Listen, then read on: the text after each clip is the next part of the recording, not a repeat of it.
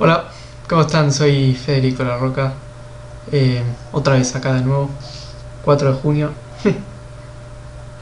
Bueno, antes de empezar con este tema de derecho, quería aclarar una serie de cuestiones porque me parece, no sé, interesante, bueno decirlo, por lo menos en este medio. Primero decir que estoy acá de vuelta y que, nada, yo esto siempre lo hice desde un principio para ayudar a la gente y que me pone feliz que me pregunten cosas, algunas personas me pregunten cosas en los comentarios en referencia a algunas cosas de derecho o de otras materias, y eso está bueno y se ve que les gusta. Y lo mismo decir que yo, con que ayude a solo una sola persona, pero realmente que lo ayude, ya para mí es muchísimo y es toda la motivación que necesito. O sea, nada, estoy muy contento con esto, como sale y sigue.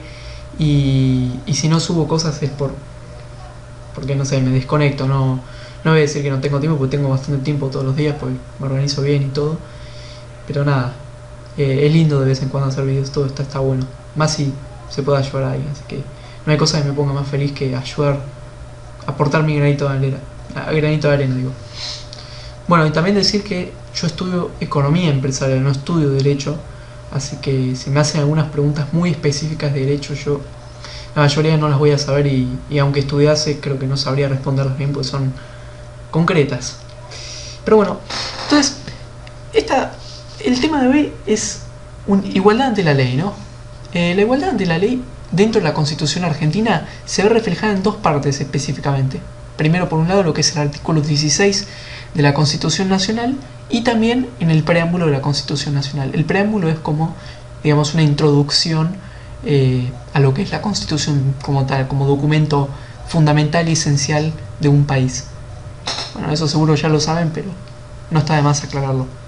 En el artículo 16 dice que la nación argentina no admite prerrogativas de sangre ni de nacimientos. No hay en ella fueros personales ni títulos de nobleza. Ahí estamos haciendo una diferencia entre sociedades más coloniales de reyes con una república, algo más democrático, más en donde no se admitan títulos de nobleza como tal. Todos los habitantes son iguales ante la ley y admisibles a los empleos sin otra condición que la idoneidad.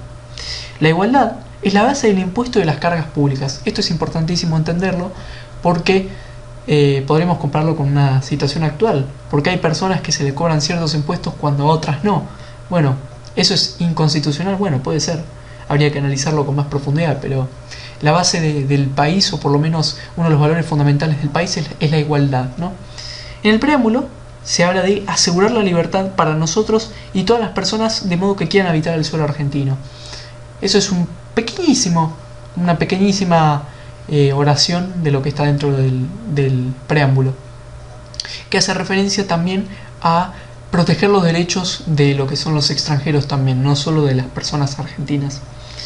Es necesario primero, ante un caso de discriminación, digamos, identificar si hay algún tipo de discriminación, ¿no? Lo cual es complicado y suele ser bastante implícito, no suele ser algo directo como una discriminación como tal. Luego, identificar si hay razonabilidad a la hora de igualar, porque se suelen igualar derechos de alguna manera, discriminando a la inversa, en los casos que interviene el Estado, y si el factor de discriminación es fundamento relevante alguno para un trato diferenciado. Con el género hay que ser muy cauteloso. Esto quiere decir que si la discriminación como tal es un factor fundamental a la hora de otorgar derechos y de realizar una diferencia como tal. Por ejemplo, eso se critica muchísimo en lo que es los cupos de género dentro de una empresa o del Estado, por parte de que las mujeres obligatoriamente tienen que ocupar un porcentaje dentro del Estado. ¿Eso es correcto o no es correcto? ¿Es bueno ese trato diferenciado? ¿Es bueno hacer una discriminación inversa? ¿Una discriminación positiva? Yo lo dejo ahí. El Estado tiene la facultad constitucional de tratar a las personas, ¿no?, de manera diferenciada, siempre y cuando se funde sobre un criterio justificado, ¿no? Dentro de cada categoría ha de tratarse de la misma manera a todos. Esto quiere decir que el Estado debe fundamentar cada decisión que tome, por lo menos si va a discriminar o se va a hacer un trato diferenciado, y que dentro de una categoría, por ejemplo, todas las mujeres, no pueden haber tratos diferenciados. si vamos a hacer una discriminación de un grupo sectorial como son las mujeres, no puede haber discriminación dentro de la discriminación de las mujeres como tal, como grupo diferenciado, siempre y cuando no hayan excepciones como tal, ¿no? Pero si vamos a discriminar a las mujeres, hay que discriminar a todas las mujeres por igual.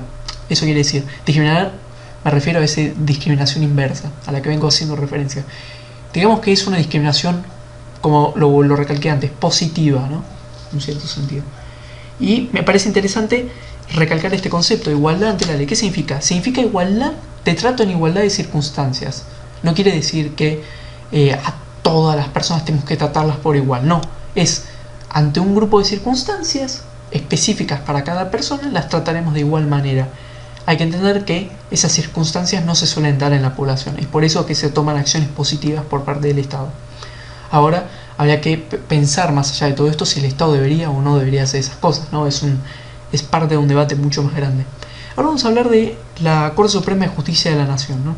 En caso de que el Estado regule leyes de discriminación, entonces el Poder Judicial los mete en una categoría llamada leyes sospechosas, una categoría sospechosa por parte del Estado. La Corte Suprema desconfiará de dicha distinción o dicha discriminación y el Estado tendrá que justificar, ¿no? Y justamente se busca evitar que el Estado, bajo paternalismos, esté regulando excesivamente la vida de los individuos. Esas son las llamadas categorías sospechosas. Hay una presunción de que el Estado siempre estará tomando medidas en categorías sospechosas. Esto quiere decir que el Estado, bajo premisas del bien común o bajo premisas de resguardar a unos ciertos individuos, esté afectando totalmente a la mayoría de los individuos. ¿Qué quiere decir? Que el Estado, nuevamente bajo premisas del bien común, en realidad no esté cumpliendo un bien común y esté usando con otros fines esta discriminación o con otros fines políticos. Hay una gran infinidad de posibilidades en todo eso. Entonces lo que hace la Corte Suprema es evaluar y ponerlo de una manera muy sospechosa y exigiendo una justificación adecuada de por qué se está discriminando a la inversa. A ver, en sí la categoría sospechosa debe superar lo que es el test de razonabilidad. Ya hablamos bastante del concepto ese de razonabilidad dentro del ámbito judicial, que quiere decir si es correcto o no en un caso aplicar algo. La razonabilidad es ¿por qué se hace esto? ¿Por qué es correcto tomar este tipo de medidas? Con eso tiene que ver la razonabilidad de una ley, ¿no? Entonces los jueces se preguntan por qué se está haciendo eso y se está buscando un fundamento. Entonces las discriminaciones dentro de las categorías sospechosas deben superar lo que es el test de razonabilidad por parte del Poder Judicial. Bueno. Ahora quiero pasar a otro concepto, ¿no? Que tiene que ver con las teorías de justicia. ¿Cómo logramos la justicia en la sociedad, ¿no? Entonces, ante todo eso surgen distintas teorías para combatir los casos en los que se buscan la igualdad o no, o cómo combatir las desigualdades en una sociedad. Por ejemplo, está la teoría de Mills, está la teoría, bueno, esa justamente es la del, ¿cómo se llama? El utilitarismo, lo de hacer lo que maximice la felicidad del mayor número de individuos o la felicidad del conjunto, el buscar el bien común. Está lo que es la teoría rawlsiana, que es la que voy a analizar a continuación, y hay muchas más. Hay una, no diría infinidad, pero hay una gran cantidad de teorías que buscan cómo responder ante los dilemas morales y sociales que hay en el mundo, en las sociedades. Rawls dice que las instituciones deben ser justas, como tal, además de, bueno, ordenadas, ¿no? En un cierto sentido. En la teoría del igualitarismo se permiten las reformas por parte del Estado. Hay que entender que Rawls, en su teoría rawlsiana, como se denomina, ¿no? Bastante bien analizada por Gargarella, busca combatir las desigualdades dentro de las sociedades, ¿no? Hay algo que se llama institucionismo, ¿no? O intuicionismo, perdón, que se dice que a través de la intuición sabemos qué principio debe primar, ¿no? Aunque la intuición como tal puede entrar en conflicto con otros principios de justicia. Ahora hay un problema, eso es lo que recalca Rawls, ¿no? Que la intuición no suele ser buena. Entonces, lo mismo que el utilitarismo. Entonces nace la teoría de Rawls, ¿no? Rawls dice que el intuicionismo no nos da un sistema de reglas capaz de, bueno, justificar o por lo menos primar qué tipo de intuiciones deben resolver los dilemas morales. Rawls rechaza el utilitarismo en su concepción, digo, consecuencialista, ¿no? Básicamente, la evaluación de un acto por sus consecuencias. ¿Esto qué quiere decir? Pues este es un tema muy complicado, es un tema bastante aburrido, pero si lo entendemos es muy importante para entender la ramificación central del derecho. El utilitarismo, en palabras simples, como dije antes, es buscar la felicidad del mayor número, es decir, lo que produzca más felicidad en la población. Ahora, lo que no dice en sí es, tiene una manera de analizar las cosas que es consecuencialista, que tiene que ver con el valor extrínseco de las acciones, es decir, cuál es el resultado de las acciones. Ahora, lo que propone Rawls en realidad es evaluar intrínsecamente a todas las acciones y a todas las decisiones. Quiere decir que evaluar si es correcta o no moralmente desde su concepción como acción. Es un tema complicado. Nuevamente, si hay problemas, recomiendo volver a ver el tema, leer sí o sí los textos, que son aburridísimos, pero leerlos y verlos bien tranquilos, ¿no?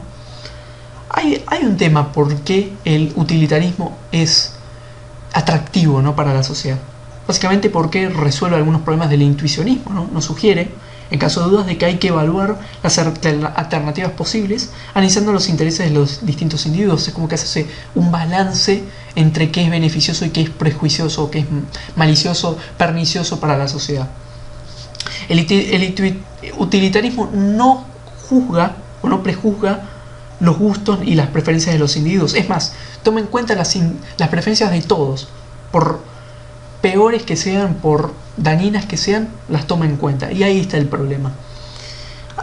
Bueno, hay algo que se llama prima facie igualitario, que dice que todos son incluidos y sin excepciones se consume igualdad a la hora de evaluar las preferencias del mayor número. Es decir, que si vos sos un criminal, si vos sos un asesino, un violador, lo que sea, vas a tener se va a tener en cuenta tus preferencias igual que un doctor, una buena persona. Ahora, habría que evaluar quién es bueno y quién es malo, ¿no?, en una sociedad. Es un tema, un gran debate filosófico y moral gigante, que eso tiene que ver con una unidad que más adelante quiero hablar de eso, que me encanta, el tema de la superioridad moral en una sociedad. Pero bueno, más adelante lo veremos en otro video. Y ninguna preferencia prima por sobre la de nadie, ¿no? Solo prima la de la mayoría.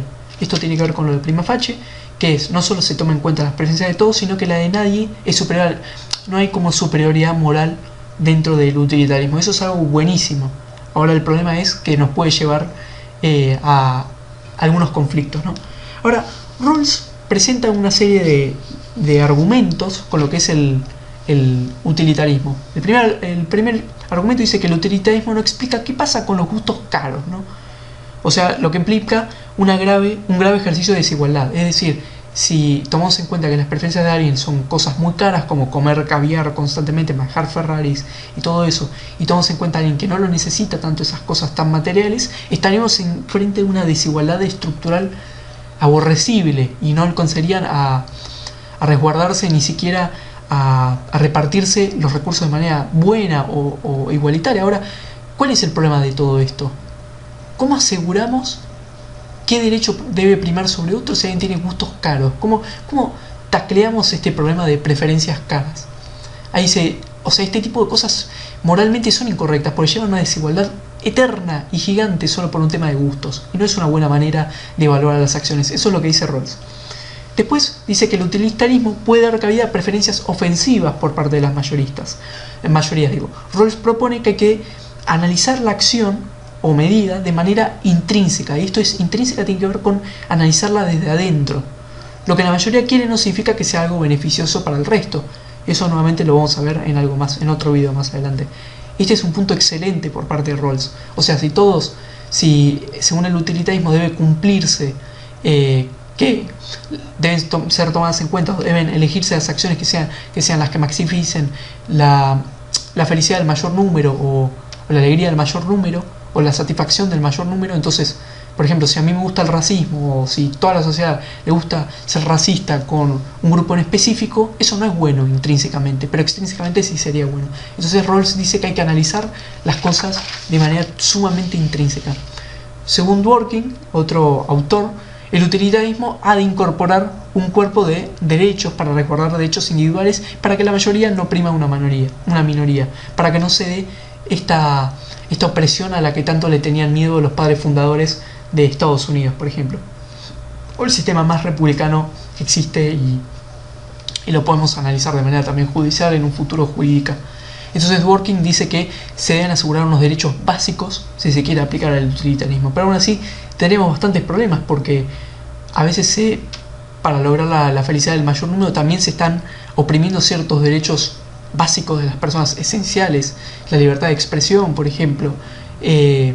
Por eso está el tema de la superioridad moral. ¿Realmente tenemos la capacidad de ponernos por encima moralmente de las personas? No. Entonces, por eso lo vuelvo a recalcar. Quiero dejarlo para un video más adelante. Después tenemos lo que es el contractualismo de Rawls. Ahora sí, ¿qué es lo que propone Rawls? Que se firme un contrato hipotético entre todas las personas en que la sociedad se ponga de acuerdo sobre qué reglas básicas regulen la vida humana. Rawls tiene esta idea, ¿no? De que si la sociedad toda se toma en conjunto qué es lo que quiere ella y se firma un contrato hipotético en que se respeten los derechos de todos, ahí tendremos una sociedad mucho más justa. Lo cual es prácticamente imposible, porque ¿cómo hacemos para tomar en cuenta la opinión de 7.000 millones de personas, las cuales no todas pueden expresar sus opiniones de manera congruente y que representativa? Hay gente anciana, hay bebés, o sea, es muy complicado. O sea, eso significaría que habría personas que tengan que responder por otras y nos llevaría a otro problema. O sea, no tiene ni pies ni cabeza el contractualismo. Rawls imagina unos principios sociales que puedan regular a la sociedad misma como tal. Unos principios que sean inviolables y sociales como tal. Difícil, muy difícil. Está el concepto después de lotería natural, ¿no? Que dice que hay gente que nace en peores condiciones que otras personas. Y eso es, la verdad, eso es irrechazable, o es algo fundamental que hay que entender, ¿no? Que nosotros nacemos con distintas condiciones físicas, atléticas. Hay desigualdades ya desde nacimiento. Por ejemplo, no es lo mismo un chico que nace en una villa que un chico que nace en el seno de una familia rica en San Isidro. Claramente no es lo mismo, pero tampoco que la persona sea rica no quiere decir que tenga mejores condiciones de vida a futuro o que tenga una vida excelente asegurada. Ambos pueden cambiar su nivel de vida, y eso es lo que no entiende para mí el igualitarismo como tal. Pero, acá está el gran pero. Rawls dice que hay que evaluar la justicia o injusticia de las instituciones básicas. Como una primera virtud de cualquier sistema ha de ser la justicia. Es decir, teniendo en cuenta lo que es la lotería natural, si ya de antemano hay problemas o hay desigualdades de antemano, él cree que el Estado sí puede intervenir. Pero el Estado siempre debe intervenir siempre y cuando se resguarden los derechos fundamentales y básicos de la persona. Eso dice el igualitarismo de Rawls. Es decir, que cuando hay desigualdad ya desde un principio entre unas personas, el Estado sí puede tomar acciones positivas para igualar a la sociedad como tal. Por último, me gustaría mencionar los tipos de desigualdad que reinan en el mundo. Las discriminaciones de raza, de género, de ideología, de religión, son muy comunes. O sea, no hace falta más que analizar un poco a la sociedad y los problemas que hay, ¿no? Las clases sociales, diferencia de clases sociales, ricos versus pobres, educados versus brutos, un montón de discriminaciones hay constantemente. Y la desigualdad de talentos, ¿no? Desigualdades físicas.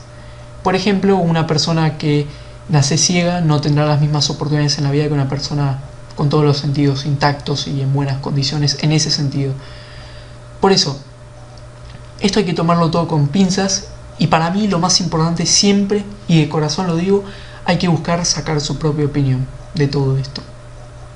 Es un tema interesantísimo, como resolver los problemas morales y los dilemas morales a los cuales nos enfrentamos todos los santos días y las cosas buenas y malas que vemos en la sociedad. Pero una cosa es eso, otra cosa es intentar uno ponerse en un lugar, en un altar, unos escalones por encima de la sociedad y decir qué está bien y qué está mal. Lo cual ningún sistema moral ha logrado resolver a día de hoy. Ninguno. Me gustaría, si ustedes encuentran algún sistema de que se asemeje a la perfección, o sea, la persona que llega hasta este punto, si lo puede poner en los comentarios, aunque sea ponerme un nombrecito, algo, y de última yo lo investigo y haré un video sobre esa teoría de justicia. Pero por favor, expresen sus opiniones, estén tranquilos siempre y cuando no falten respeto, y les pido por favor que si realmente les ayuda esto, nada, lo mejor que me puede pasar a mí es que saquen algo bueno de los videos, no que sea ni por compromiso, nada, que les sirva realmente y de alguna manera algo, por lo que yo no soy un profesor, o sea, soy un estudiante igual que ustedes, somos todos iguales. Bueno, nos vemos en próximos videos, hasta luego.